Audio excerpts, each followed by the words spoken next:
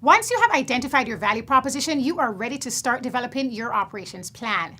Remember, your idea is only valuable to your customers if you have an operations plan and the operations capability to successfully provide the valuable benefits that you promised to your customers. I've created the Value Chain Canvas as a tool to document the main elements of your operations plan and to identify the critical drivers of your operations capability.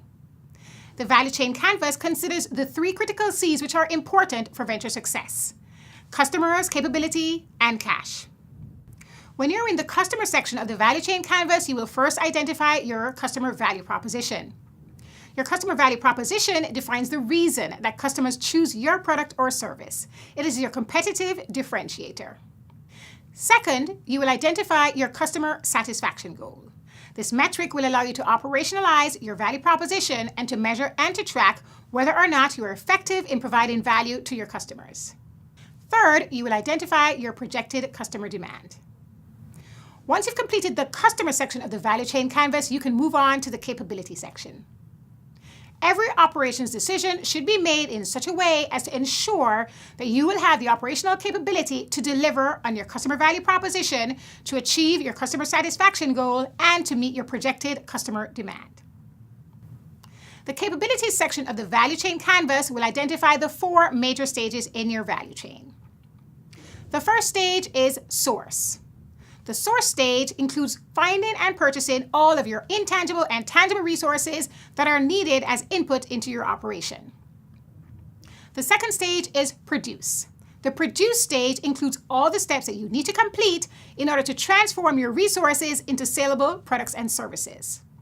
This could include the manufacturing process steps for creating physical products, the process steps for creating information products such as software, or all the activities required to generate your service offering.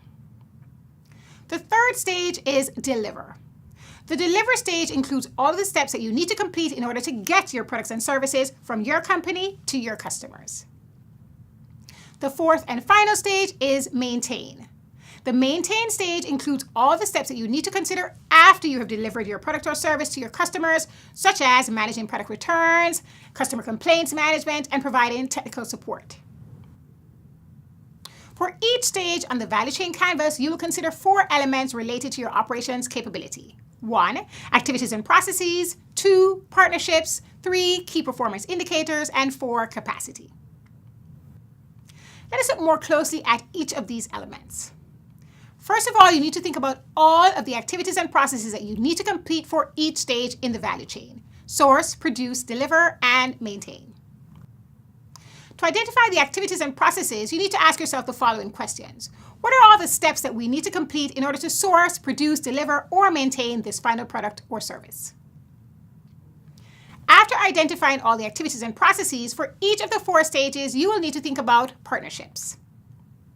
As a startup, it is unlikely that you will have the capabilities to complete all the activities along your entire value chain on your own. However, there are lots of different types of partnership arrangements that you can consider, including everything from leveraging freelancers for short-term partnerships to establishing longer-term agreements through outsourcing, alliance, or joint venture contracts. Once you've identified all the activities and processes in your value chain, you can determine which of these activities will be completed in-house as opposed to externally via partnerships. To identify activities where you may need to develop partnerships, go back through each of the stages and all of the steps and ask yourselves who will do what. In other words, who will be responsible for each step. For each stage of the value chain canvas, you will then need to identify your key performance indicators or your KPIs. Metrics are important because they will help you to measure and track whether or not the different components of your value chain are effective. It is important to identify key performance indicators for each stage to ensure the effectiveness of your value chain from end to end. Remember, your value chain is only as effective as its weakest link. If you're doing a great job sourcing your resources, but you are ineffective in delivering your products and services, you will not be able to achieve customer satisfaction. You also need to consider the capacity of each stage in the value chain. In order to meet projected customer demand, each stage of your value chain must be able to sustain the production and service volumes.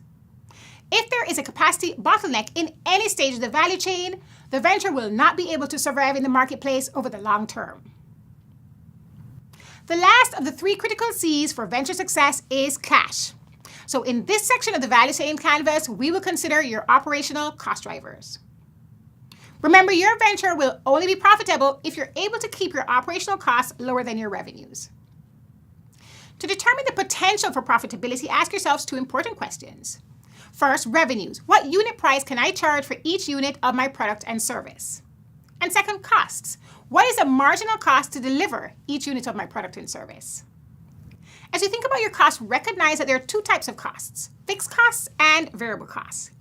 You incur variable costs for each additional unit of output, so your variable costs will increase when you make and deliver more volume of your products and services to your customers. On the other hand, you have to pay your fixed costs whether or not you produce or deliver anything to your customers. Examples of variable costs include material costs and contract labor costs, while examples of fixed costs include rent, full-time salaries, and equipment costs. The final task to complete on your value chain canvas is to identify any potential risk factors. In particular, you will need to think about how failures in any stage of your value chain could contribute to potential startup risks or scale-up risks. In weeks 2, 3, and 4, we will complete your value chain canvas. We will begin in week 2 by completing the source and produce stages, while in week 3, we will complete the deliver and maintain stage. Finally, in week 4, we will identify any potential risk factors in the 4 stages. Don't worry, if you're not actively working on a startup, for the exercises, I will also assign a fictitious company for those who don't have a startup but who wish to complete all the exercises.